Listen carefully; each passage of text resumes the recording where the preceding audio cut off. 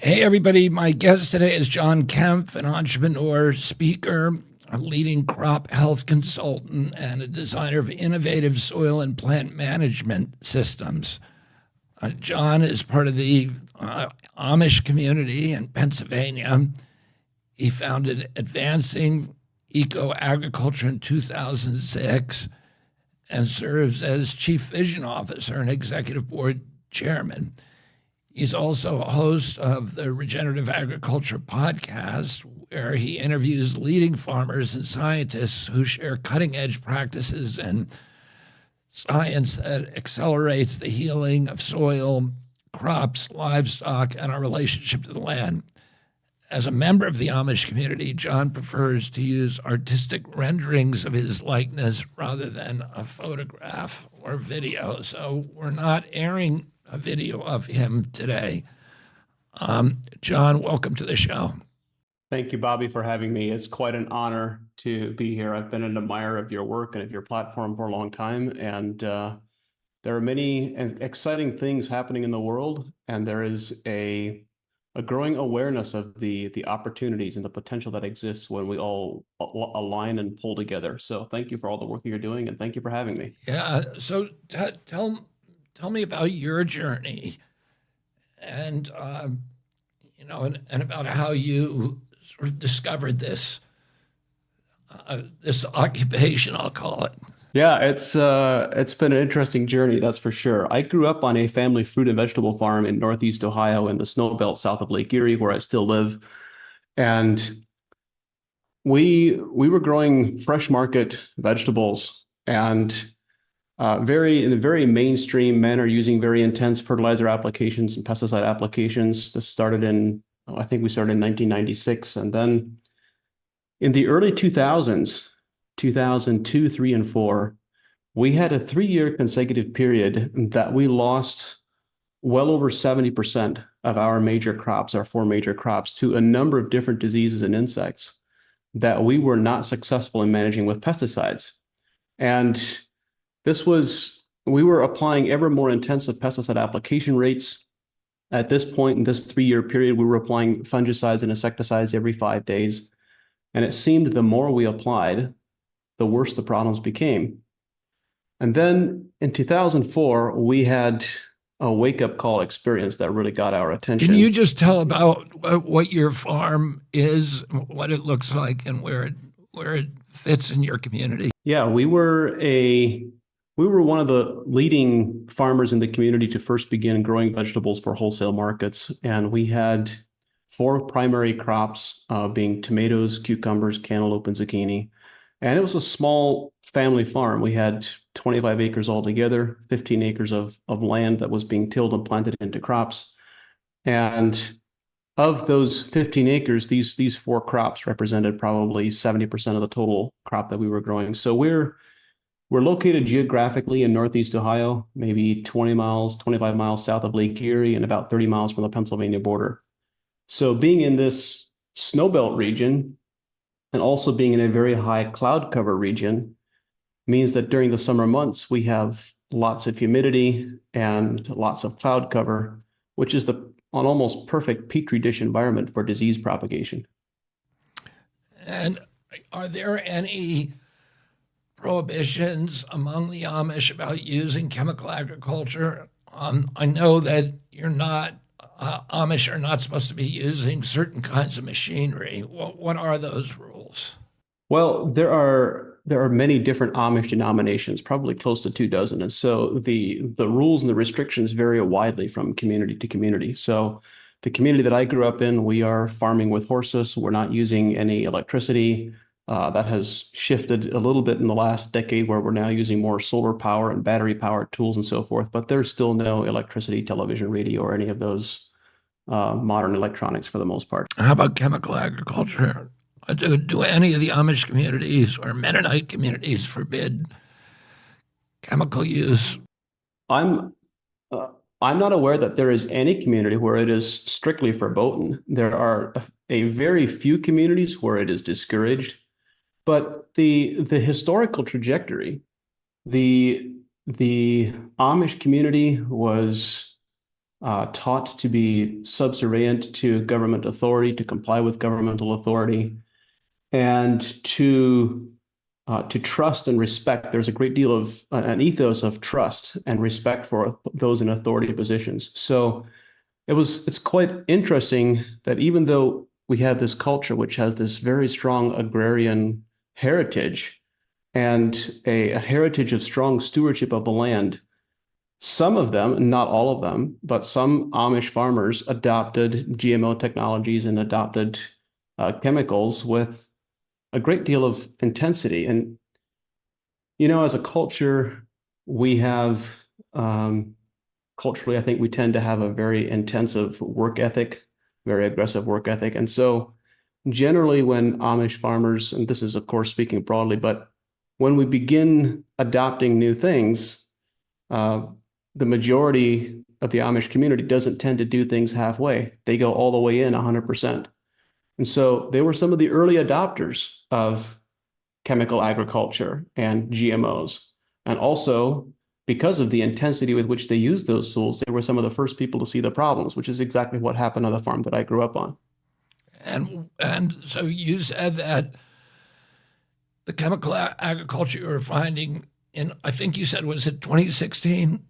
This you were applying. This would have been early 2000s, 2002, 3, and 4 when we had this. Let me say that again. So you were saying that in 2002 and 3 and 4, you were noticing that the more chemicals you use, the more your pest problems worsened. The more we used, the more intense the problems became. We were completely unsuccessful in managing a number of different diseases and pests, even though we were using a multitude of chemicals at label rates and sometimes at a higher frequency than intended in an effort to control them. And, this led to a really fascinating experience. In 2004, the third year of this 3-year period, we began renting a field from a neighboring farm that had not had the previous intent, hadn't been managed, planted in vegetables, hadn't had the intensive pesticide applications. And there used to be these 2 long, narrow strips of soil that were being tilled and planted up and down the slope. Now we were managing both of them, so it made sense to try to control erosion, to till and plant at a 90-degree angle across the former field border, which we did. We planted that field into cantaloupe. And at harvest time, the melons from the field that had the previous pesticide applications had 80% of the leaves infected with powdery mildew, which ended up costing us the majority of the crop. And on the new soil that didn't have the previous pesticide exposure, there was no powdery mildew, not 5% or 10%, but 0. You couldn't find any powdery mildew. And it was so pronounced that there was this very sharp, clean boundary. There was like a knife line right down through the center of the field. In fact, it was so pronounced. So these plants were all identical, the same variety, managed the same way, and they were spaced and planted 2 feet apart. And right on the field border, there were some vines that intermingled with the other vines, where one vine had severe powdery mildew and the next one did not. And as you can imagine, that caught our attention in a significant way. And what did you do next? Well, that was the trigger for an intensive learning journey, calling lots of people within academia, private consultants, and trying to understand what are the differences between these 2 plants. What allows one plant to be resistant to powdery mildew when the next plant 2 feet away is susceptible? And I was very fortunate to get some exceptional mentors in plant pathology and plant physiology over the next 6 months, and did a lot of reading and studying. And kind of the summary of what I learned and have continued to learn since then is that all plants have an immune system that has many similarities to ours, in the sense, from a first principles perspective, in the sense that we know that we all have our own immune systems, but they don't all function equally well. Some people become ill very easily, and other people practically never become ill because of infections. And the difference between these 2 is how well their immune system has been supported over the course of their entire lifetime, and in fact, from even before they were born. And the same concept holds true of plants as well. Plants also have a functional immune system. They have the capacity to be completely resistant to all diseases and all insects, as long as their immune system is supported with the proper nutrition and the proper microbiome, exactly the same as our own immune system. So this was a fascinating discovery to me because I had been very interested in plant sciences and horticulture for years before this. And in all the research that I had done, the events that I had attended, there was no discussion in mainstream agronomy or in mainstream agriculture about plant immune systems. In fact, when I first started talking about this, I initially received some pushback, and people would say, well, plants don't have immune systems. And yet, there are entire scientific journals that are dedicated to plant immunology, and there are hundreds of articles, thousands of articles that have been published on this topic. And yet, this conversation never made its way into mainstream agriculture. So, what did you do with that information? Well, that led to quite a revolution on the farm, as you might imagine. Um, I was very fortunate to be able to attend an ecological agriculture farming conference that winter with my father and my brother. And one of the presentations we listened to spent several hours describing the modes of action of pesticides and how they influence the human body. And at the time, not only were we farming, but my father was also the local ag inputs retailer for the fruit and vegetable growers. So we had all the fertilizers and the seeds and the equipment and all the pesticides. My father was a licensed pesticide distributor. I was a licensed pesticide applicator when I was 16 years old. And we got done with that day of events, listening to presenters talk about pesticides. And my father got to the end of the day. We went back to the hotel room and he said, we're done. We're over. We're not using pesticides anymore. And so it was that kind of conversion experience that he had that we then came back to the farm and he gave me permission to do whatever was necessary from a nutrition and microbiome management perspective to eliminate the need to use pesticides. So in the 2005 growing season, we did some very intensive experimentation. We still used very tiny amounts of chemical herbicides. And then by 2006, we went completely pesticide free, and that farm has been completely pesticide free ever since then. So from that experience, and if you flash forward to today with our consulting and the amazing team of people I get to work with, we're working on over 4 million acres of farmland across North America and some internationally on over 100 different crops. And every year, people approach us to say, we have this insoluble disease, this new disease that is just emerging for which there is no known solution. There is no known pesticide solution. There is nothing that we have in our arsenal that works. And at this point, I can say that we have a perfect track record.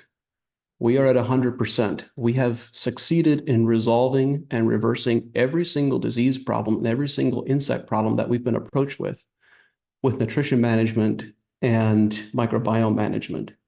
And so that gives me a lot of confidence. Earlier, I made the statement that it's possible for plants to be 100% resistant to diseases and insects when you manage nutrition. And that's quite a big claim to make. That's a pretty big mouthful.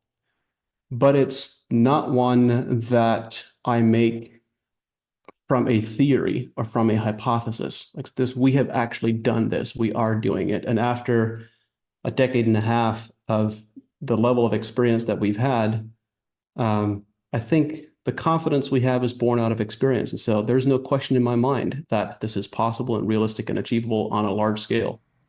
Let me go back to the Amish culture and the Amish community.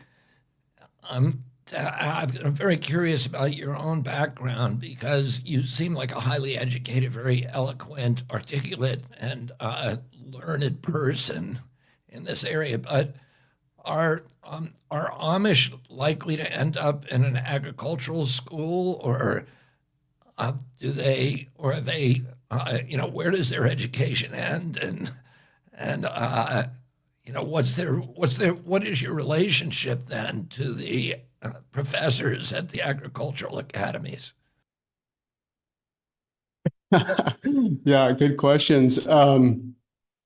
So it would be very unusual for someone within the Amish community to extend their education beyond their formal education, I should say, beyond the eighth grade. So I only have a formal eighth grade education, and in fact, I don't know anyone personally who's remained in the Amish community who has an extended education. It's certainly possible that it may exist, but I'm not aware that it does. And but we And have let me ask we you one thing about that out of curiosity. Are you educated in a public school in Ohio, or are you homeschooled in an Amish community? It is what we call our parochial school system. So our Amish community school system, which it's a two-room schoolhouse with two teachers and 30 students, roughly 20 to 30 students, is kind of the system that we have mostly here in North America within the Amish community. So and those teachers also do not have a higher education. Those teachers are graduates from our own schools. So those are Amish teachers teaching in an Amish classroom that is within the community, it's administered by the community. And we certainly have some testing requirements that we have to meet and some obligations in our agreements with various state governments, but that is all a community-run education system. Okay, so then to, to complete the answer to my original question, which Yeah. was, what is your relationship with these agricultural professors? Are you allowed to use telephones, obviously? Yes, we're allowed to use telephones. And here in our community, I'm a part of a community that is more progressive than some, and we're permitted the use of technology for work, which is how we're able to have this conversation. And so, I have the benefit of I have several gifts that I'm very grateful for and have been blessed with. One of them is being able to read very quickly and retain a great deal of what I read. And we have, and our local township library has the distinction of having the highest per person book lending rate of any library in the nation. And I suspect a part of that, I don't know this for certain, but I suspect a part of that is contributed to by the Amish community.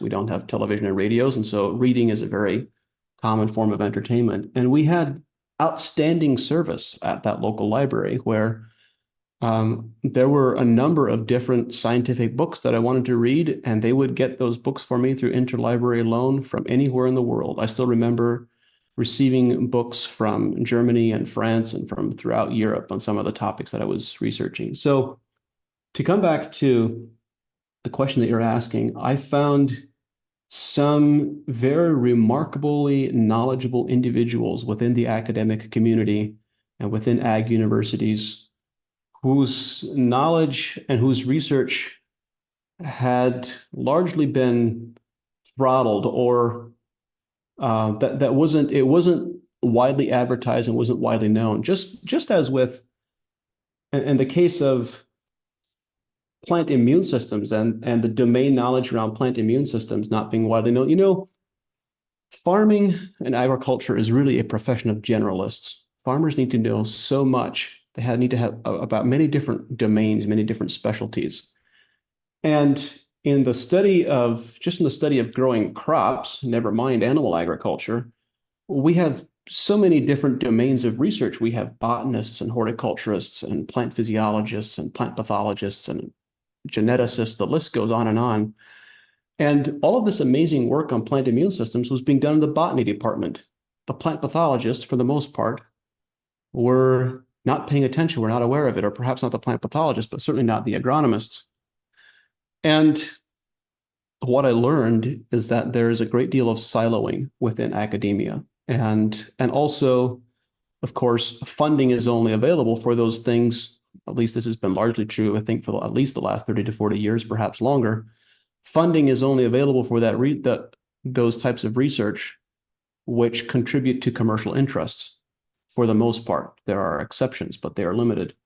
And so I found really remarkable scientists within the USDA and some within academia who were doing very innovative, groundbreaking work that wasn't widely known. And I was very fortunate to develop an amazing group of mentors from among the people that I met and that I interacted with. Did they come out to your farm? How big is your farm? Our farm was quite small. It's 25 acres total and about 15 acres that we were planting. Okay. And so I think over the years that I was responsible, when I graduated from school at the 8th grade, at the age of 14, I was given the responsibility for doing all of the drip irrigation and all the spraying, which included both fertilizer and pesticide applications. And we had various consultants and coaches that came out to the farm, partially because of my father's business as a distributor and a retailer of fertilizers and pesticides. But once we started down this pathway, I think a great deal of my learning was on the phone and attending events and talking to people virtually, because I can only recall one of my mentors, two of my mentors ever visiting the farm. So much of it was done remotely, mostly on the phone. How do you visit these events on your horse? Or are you allowed to get? Are you allowed to get in the car? Oh yes, yeah. Most Amish people drive, and yeah, I've spent more time in a car driving across the country than I care to think about. And so you mentioned at the beginning that you have now 4 million acres. How did you go from 25 acres that you own to influencing what happens on 4 million acres? You know, it happens slowly and then it happens fast. Early on, once we started having some significant successes on our farm by the midsummer of 2006, my mentors were referring other farmers to me and suggesting that I would give them recommendations and give them advice. And we also had local growers that were driving past our fields all the time when they came to pick up supplies, and they were asking for information and support. And by the middle of the summer of 2006, my father told me that I can either try to help other people on their farms, or I can continue to try to manage ours, but that I shouldn't try to do both. So I really enjoyed the agronomy and the plant nutrition consulting work, and opted to go in that direction. So that led to the founding of Advancing Ecoagriculture as a consulting company. And, you know, Robert, what really inspired me, what really motivated me to go in this direction was when I realized the inherent potential that exists in managing plant immune systems. You know, for a bit of context, over the last century, plant nutrition has been managed and optimized to achieve one outcome, to prioritize one outcome only, and that was yield at all costs. There was no consideration for quality, no consideration for nutritional integrity, no consideration for disease and insect resistance or immune support. And so we started, as you shift the framework and you say, yes, we want to have crops that produce high yields and are also resistant to diseases and insects. Once you have plants that have these functional immune systems, not only are they capable of resisting diseases and insects, but they are also, many of these foundational immune compounds have names that we recognize, like lycopene and resveratrol and anthocyanins. These are phytoalexins and what used to historically be called plant secondary metabolites. In plain English, we call them essential oils. These are compounds that plants produce as the foundation of their immune system that are known to enhance our own immune systems. And all of a sudden, when you realize that you can dramatically increase the quantity of these immune compounds in plants, sometimes by multiple orders of magnitude, we can start having a legitimate conversation about growing food as medicine. And when we look at the shipwreck that is our collective national health status and all of the degenerative illnesses that we have, this is certainly not only an agricultural problem, but it is a problem that agriculture can contribute to resolving. That when we can grow really healthy food, we can have a significant impact on public health at scale. So that was very inspiring. And then the other piece that was really inspiring was observing that when we grow these really healthy plants, they regenerate soil health and that we can build soil carbon while we are growing a crop. And this was a bit of a mind twister because somehow recently, in the last 3 decades or so, we have developed the paradigm that agriculture and the process of growing food is somehow by its very nature inherently extractive, and that the process of growing a crop is going to remove nutrients and it's going to remove organic matter from the soil. And that if we want to replenish that and add things back, then we have to do other things. We have to grow cover crops, we have to add compost, whatever the case might be. Well, that's a relatively recent phenomenon because the understanding as recently as the 70s was that if you managed plant nutrition very well, you could build soil health while you were growing a crop. And so all of a sudden, when you start thinking that actually when we manage plant health to have these robust immune systems, we can regenerate soil and grow food as medicine at the same time. That was a tremendous inspiration to me, and to realize that we can solve so many of our collective of the Earth's ecological challenges, soil health challenges, environmental challenges by solving the foundational issues of how we manage our agriculture production was a very inspiring idea to me. So my vision became seeing these regenerative farming systems become the mainstream globally over the course of the next couple of decades. What has has have your fan club in the farm community? How much of that is in the Amish community?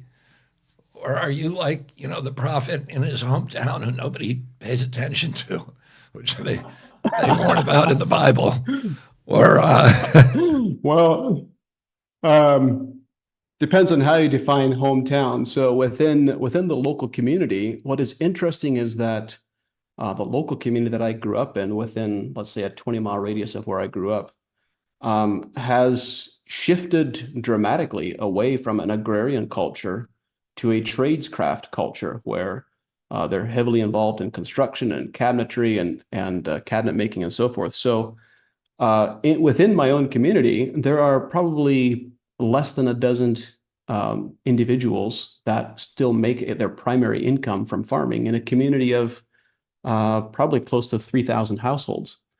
And so that's within the local community itself. But then within the Amish culture, we actually have a very significant following within the Amish community across the northeastern United States, and where there is a significant Amish community. But then, yeah, a lot of our work is with grain crops and fruit and vegetable crops all across North America, US, Canada, Mexico, and even some international work.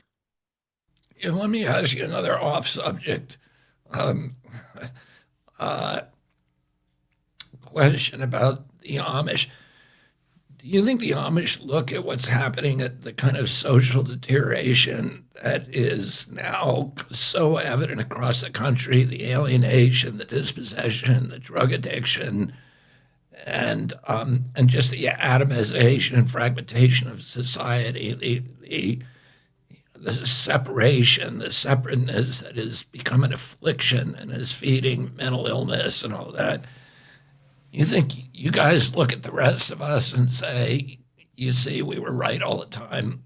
We had it right, and you guys that are now paying the price for the way, the separateness that you've gotten from nature and from community. Well, I think there is a growing appreciation for what we have as a community. And there's not particularly So you're not a gloating. You're not judgmental gloating. perspective. You're just No, no, no, no. Why would we? We are affected by the decay of society around us. So there's not that judgmental perspective, but an increasing sense of gratitude for what we have. I've developed such a deep appreciation for this. It started, as you grow older and you mature, you develop a different and evolving perspective, hopefully more wisdom, perhaps. And so I started a decade ago, probably 6, 7 years ago, really beginning to appreciate the strong community and family culture that we have. And then what happened the last 4 years with COVID just amplified that, because we suffered none of the social isolation that the majority of the culture did. Because initially, the early days, the first month, the 6 weeks of lockdowns, um, we wanted to be respectful. We wanted to do the right thing. There were still lots of unknowns. And so we tried to comply with those. A lot of schools shut down early that school season. But after about 6 weeks, that game was over. By the time when I think we were first told that it would be masks for 2 weeks and then masks for 4 weeks. And by the time the third extension came out at the state level, it was game over. The local community had realized that if we want to maintain our strong social and community fabric, then we cannot permit ourselves to be isolated. So we continued without pause our church services, in fact, most churches, there were a few churches that closed for 1 or 2 weeks, but most kept going continuously. And local businesses, it was quite interesting. The local community has a very significant economic presence, even in the non-Amish community that they're surrounded by. So, of course, we necessarily support grocery stores and hardware stores and so forth. And here in Ohio, the governor used the mandate that stores couldn't check out. Stores were given the responsibility. They needed to require anyone who was inside the store to wear a mask. And within Amish customers would go into stores and have piled up groceries carts and refuse to wear a mask, and they refused to check them out without wearing a mask, and they would abandon full grocery carts at the checkout counter and walk out. And that broke the store's resolve and broke the mandates within the local community. The only business who was successful in keeping the mask mandates alive were the local banks. They were the only ones who were successful in enforcing it. And as a result, there would be long lines of people outside doing banking through the drive-through because they refused to go into the bank and wear a mask. And that was, I think in hindsight, without question, that was the right strategy for us as a community. Now, of course, that may not have been the right approach for everyone, because as a culture, we have different exposures. We're around animals, we're around the outdoors a lot more than some people are in the cities. But that was the right pathway for us, and I'm very glad we took that pathway. Yeah, and I just, how old are you, John? 35, 36, somewhere in there. 35. So, John, just some people, because there's no picture on this, so I want you to know kind of who I'm talking to. John is John Kempf. Is a very, very good-looking guy. He's got a clean-shaven face, but he has, what do you call it, his chin whiskers? Or Yeah, full beard. He's got about, a full beard under his chin. It's about 1.5 feet long. He's got a great smile and twinkling eyes, and just a really, wonderful-looking person. And then you speak Pennsylvania Dutch, or what we used to call Pennsylvania Dutch in your homes. Yeah, English is a second language for us. I didn't learn to speak English until I went to school. And you call outsiders English. At least that's Yes. what they did. Generally. Yeah. The English. So then, what do you think have been your kind of the biggest successes of this program? Are we referring to our regenerative agriculture work? Yeah. Oh my goodness, Robert. As it's growing around the country now, right, and around the world. Yeah, I think the biggest successes are that it brings joy back into farming, it brings hope back into agriculture, and it brings a vision for the future. We have an epidemic suicide rate within farmers here in North America. Well, not just here in North America, but really in many places around the globe. And farmers have been systemically taken advantage of by agribusiness corporations for decades. The farmers are being farmed, I think would be a very accurate way of describing it. And what happens is that as you begin this transition, we've taken a slightly different approach to regenerative agriculture transitions and helping a farm transition than some of those that are commonly described in the media, in that we take a very practical approach to managing economics rather than a more idealistic approach that is sometimes used. So the more idealistic approach sometimes suggests that you should expect to see yield declines for a 3 to 5 year period until eventually yields come back up and you can be more profitable at that point because you have a higher level of sustained yields without with a lesser level of inputs. And we've taken a very different perspective, firmly grounded in the expectation, the belief that you achieve what you incentivize. And that if we want to incentivize significant, large-scale, rapid adoption of regenerative agricultural management systems and management models, then the pathway to achieving that is to provide an economic incentive to growers, preferably a significant economic incentive. So in our consulting approach, we have focused on developing methods that do not produce a yield loss, that immediately during the transition, we expect to see positive yield responses and positive quality responses while maintaining and then gradually lowering inputs. So the result is that 3 to 5 years down the road, you have gradually transitioned away from using the majority of the pesticides that you were using in the past and perhaps weaned off of them entirely. And your input costs are a fraction of what they were historically, while your yields have maintained or increased. And our objective, our goal, this doesn't always happen because it's agriculture and it's a highly variable system, but our objective is to achieve a greater profitability for the grower immediately in the first year.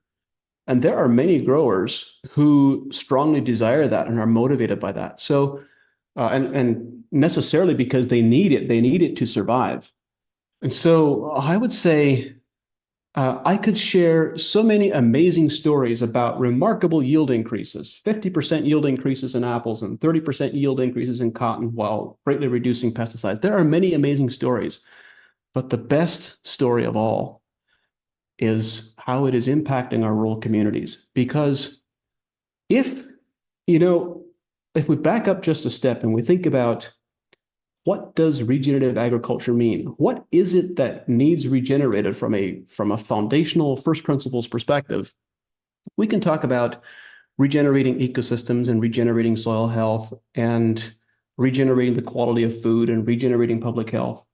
But none of that works and none of that is possible if we don't first regenerate the capacity for stewardship.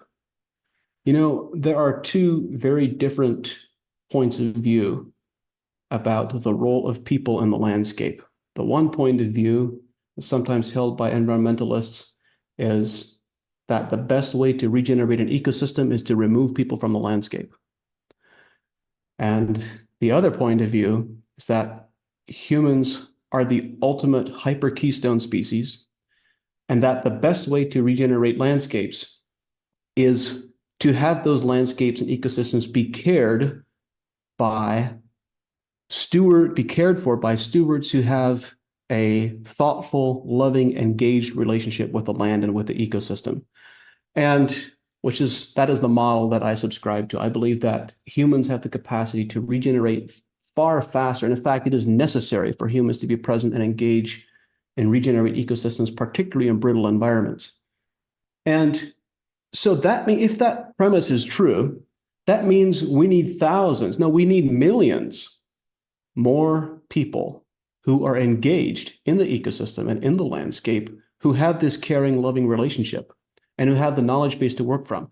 And in order to do that, you have to be able to pay them well, which is the fundamental problem that agriculture is suffering from right now, is that people engaged in agriculture, if they put a similar level of intellectual energy and work into almost any other profession, they would be paid very, very handsomely for their work, much more so than they are in agriculture.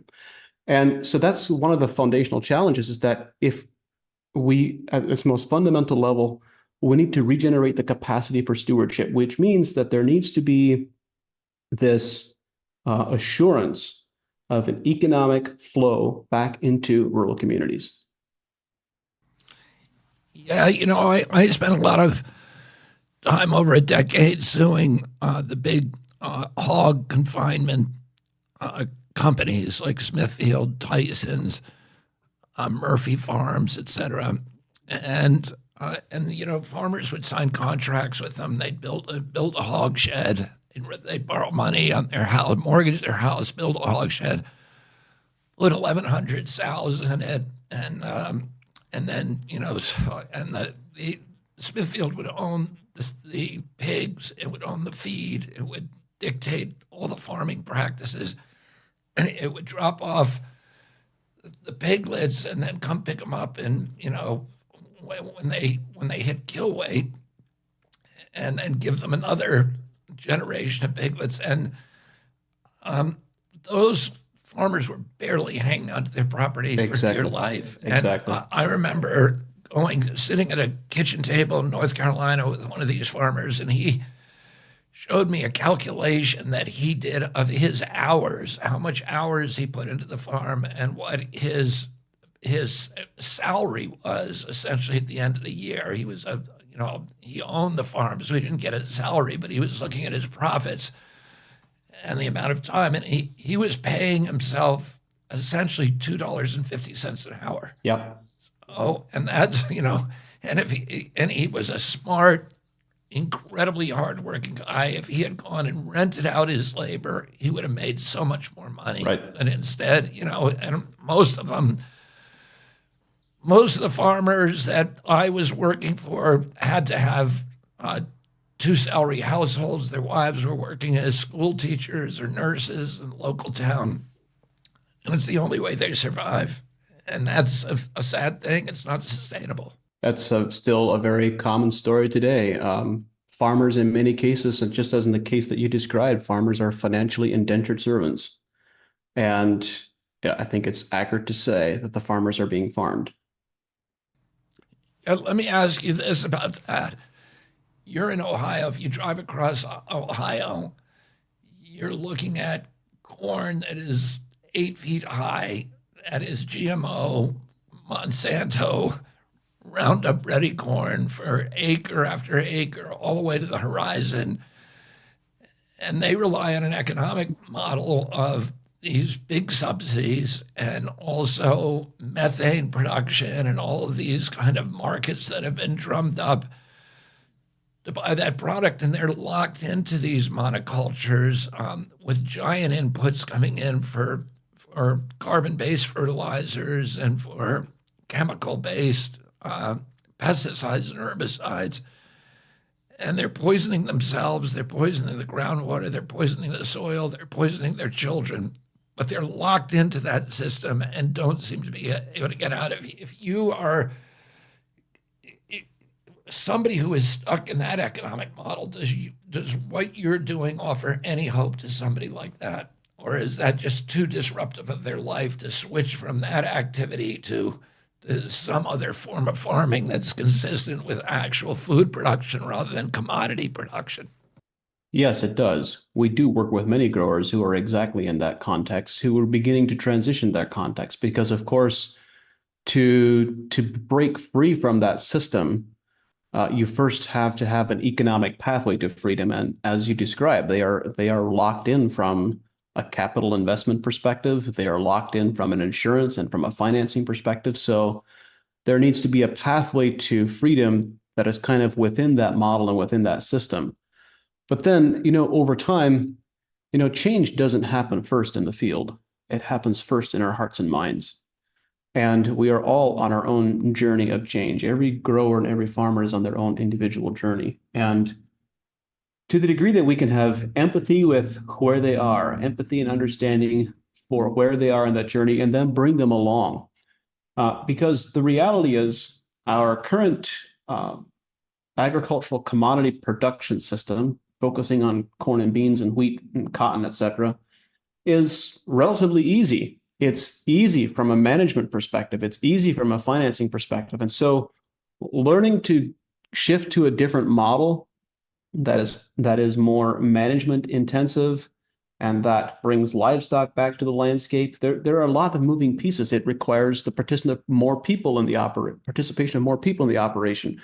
So I guess the point that I want to make is transitioning to a model that is more directly connected to producing high quality food is a transition that takes time on many operations. Now, the time to facilitate that transition could be dramatically condensed from a policy perspective, which you very well know and understand, because the reality is it is policy which has created the model that currently exists.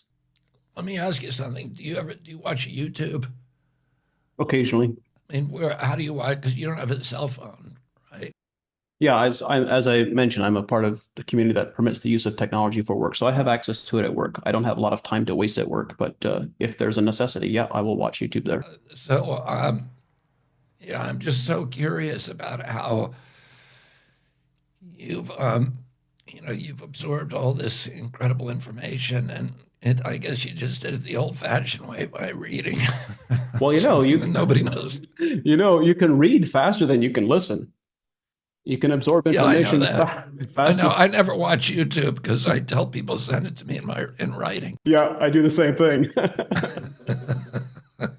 Well, I'm my kids would know absolutely nothing if it weren't for YouTube, or podcasts or whatever. That's where they're getting their information from. And you do a podcast, so I guess you're allowed to give it. yeah. I host a podcast, and I had so much fun on the podcast. What happened is early on, I met some amazing mentors, people who were they were the classical definition of a walking encyclopedia with extremely deep domain knowledge, and they had written down a lot, but they passed away and they took far more with them than they left behind.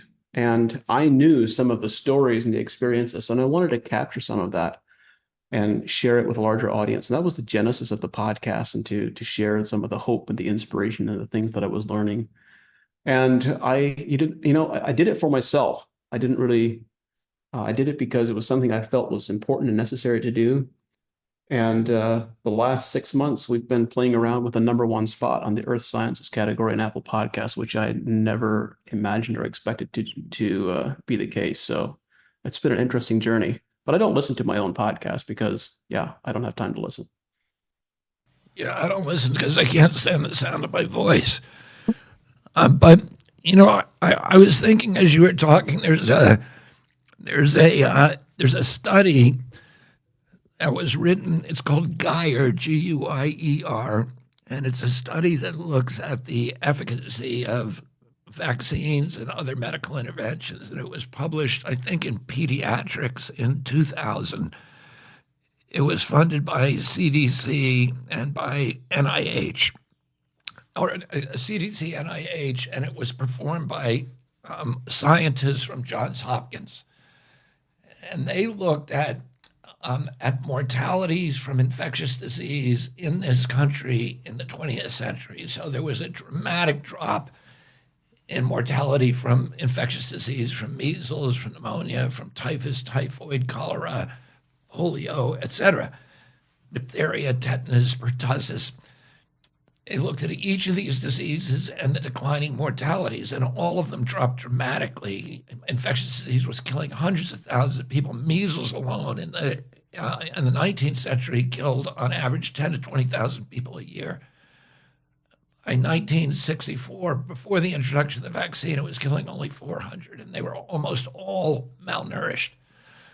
Oh, it was kids, mainly black kids in the Mississippi Delta, who just didn't have enough to eat.